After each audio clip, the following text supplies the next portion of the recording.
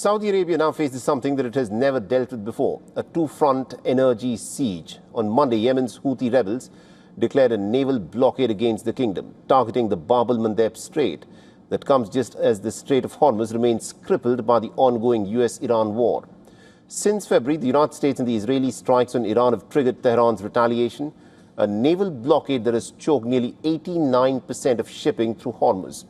And Riyadh's workaround was the east-west pipeline, rerouting crude to the Red Sea port of Yanbu. And that single alternative is now inside of the Houthis' declared blockade zone. Bab al-Mandeb carries close to 7.4 million barrels a day, roughly 7% of the global output. The Yanbu shipments alone had already jumped from under 1 million barrels a day to nearly 4 million, absorbing Hormuz's overflow. If both choke points shut simultaneously, then analysts warn that a quarter of the world's oil and gas supplies could be at risk. Now, markets are already pricing in the fear. Brent crude, after falling to near pre-war levels of $71 a barrel, has climbed for the fourth straight session, trading above $94 a barrel. And analysts have forecast crude to surge back to $120 per barrel as during the peak of the war. Prediction markets now are putting the odds of a successful Houthi strike on shipping by the month end to nearly 47%.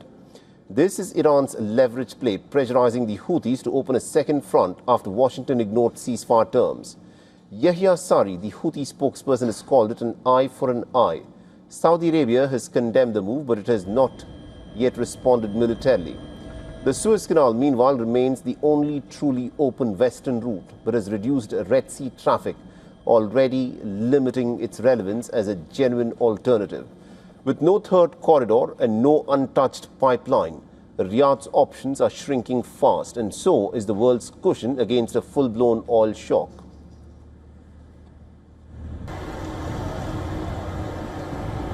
For all the latest news, download the WION app and subscribe to our YouTube channel.